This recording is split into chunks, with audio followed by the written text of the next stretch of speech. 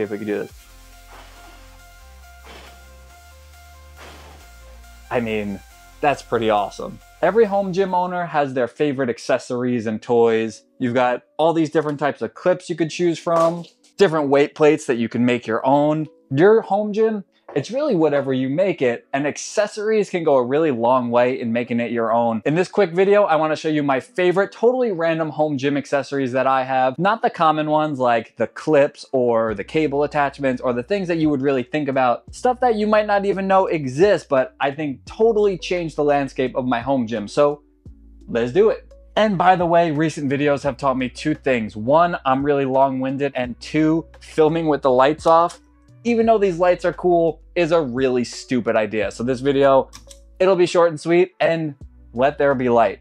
Here we go. Number one, quite possibly my favorite accessory, are these magnetic pins. These are from Bells of Steel. Other companies make them. They're just beautiful, and they slide into your rack, and they're magnetic on the other side, so they're not gonna pop out very easily. I've got 1, 2, 3, 4, 5, 6 of these because I use them so often. These pins replace about 500 different hitch pins that I have, which hitch pins are a nightmare. You either got hitch pins with the little, what do you even call this? This is the hitch pin and this is the pin? I don't know. It's either attached and hanging off, or you got to put the little pin at the end, but they're such a tiny little pin that you get your finger in there and you got to pull it. Don't worry about it. Those things suck. These pins have changed everything. Obviously more expensive than hitch pins. If you want to save money, stick with boring old hitch pins. They work. But if you need these, which I find myself needing them very often with all my different rack accessories. So these magnetic pins, these are 5/8 of an inch because that's what rack I have. They also have a 1-inch version. Like I said, different companies sell them, but these, not having to deal with the stupid little hitch pin nonsense, love them. Absolutely love them. Number two I have hiding up here is a liquid chalk. I was using a bowl of chalk for a really long time. And then at the Arnold, I got to use liquid chalk for the first time. And this stuff is incredible. So it kind of just looks like lotion. Give it a little, right? See, it's just liquid, looks like lotion. But then watch this magic happen. You rub it in. Doesn't really look like much, right? Ready? Let's see if we can do this.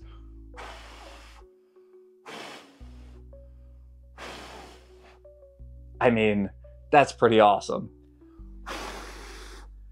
And then just like that, you got chalk hands. And if you use regular chalk in a bowl, it claps everywhere. This stays on your hands, no problem. And then, but then doing something like pull-ups, you feel a world of different. If you've never used chalk before, the grip you get is insane. Obviously for deadlifting, that's usually the case, why you would want to use chalk. I use it for pull-ups mostly, and it makes them so much easier. You have so much more control over the bar. It lasts longer than regular chalk. It's less messy. And honestly, I think it works a lot better. That one was just whatever cheap one I found on Amazon. And I have restocked it now and plan to continue buying it because incredible. Just incredible. Moving on. Heel elevated squats, something I love to do because I don't love the depth that I get on regular squats, and heel elevated squats just feel really good. It's also a good way to shift the focus to your quads. I'm not a leg expert. I don't know if you could tell. My legs, they ain't that impressive, so take all my squat advice with a grain of salt. But then you squat, and it's a lot easier to hit depth when your heels are elevated. So I've been doing some variation of those for a while. I'll usually throw 225s down on the ground to kind of be able to separate out my feet. But I really wanted squat wedges, and it's something I put off for a really long time. And now I finally got them. So these are them. These are from a company called Life Pro, nothing fancy. It's a theme you'll find. I find a lot of my stuff cheap on Amazon. The fact that these are metal, they're really sturdy and they're not gonna slide. And then now that I have these squat wedges, it's nice because you can keep your feet really low on it for a less aggressive heel elevation, or you could take a step back and be more elevated and then squat down. These just feel fantastic. I really prefer to squat this way, but now I'm winded and a little bit stuck, so I'm just gonna stay here. But heel elevated squats I love, and now having these squat wedges, definitely a worthwhile investment. And then for anyone with cables, having some kind of an adapter, a 2-to-1 adapter, is invaluable. I have one of these, and I have a really basic 2-to-1 on here, because this is my makeshift lat pull down. It works really well, and I do have a video on my channel breaking down exactly what this setup is, so I won't bore you. But having the 2-to-1 adapter then allows you to put all the resistance down into one pulley. You don't want to just clip the cables together because they're going to pull towards each other and it's going to do damage to the pulley itself. So whether you want to go with this Kaizen adapter, which gives you a lot more options, so you don't just have to go 2-to-1, or this is a Bells of Steel, very basic 2-to-1. Now I will say, now that I've been using these, there is a difference. So here's my 2-to-1 adapter, right? Imagine this is hanging and I want to attach something. This is sideways. This attachment works perfectly.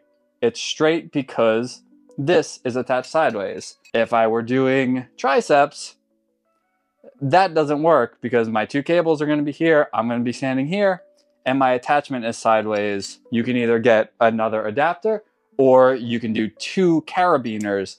The problem is with a pulley tower, usually height's pretty limited. So if I'm attaching this here and then putting another carabiner, depending on the exercise you're doing, you might be putting yourself too low. That is why I have the 2 options. So if you want more opportunity to add a bunch of stuff, this Kaizen adapter is great. Otherwise, you can get a really basic one.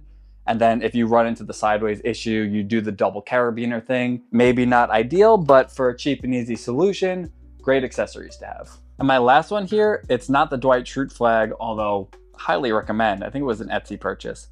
It is this clock right here, because being able to do this is incredible for my workouts. Now, I don't know about you guys. I like to keep my rest periods really short, and I like to be in and out of the gym really quickly. So what I'll do is I'll start this at 0. You could do a countdown. Stopwatch is just easier for me. I'll start this at 0 and I'll let this go. And then once it hits an hour, I'm done. It helps keep the speed going, helps keep my heart rate up, and I get in and out as quickly as I want. Again, another Amazon purchase, pretty affordable, but I have this up on my wall now and it has been incredible. So those are my favorite accessories, and obviously I have other stuff. I have a bunch of different attachments and a little more practical stuff. These are just the others that I really like and recommend. But there are a million out there. So let me know in the comments what some of your favorite toys for the gym are. And as always, let me know if there's anything gym related that you want to see from me, because my content is your content. We're in this thing together. Thank you guys so much. If you watch this all the way through, I appreciate you. And I'll put a video and subscribe thing on here as the people do. So click as you wish. Meet me in the comments, you know, let's do the thing.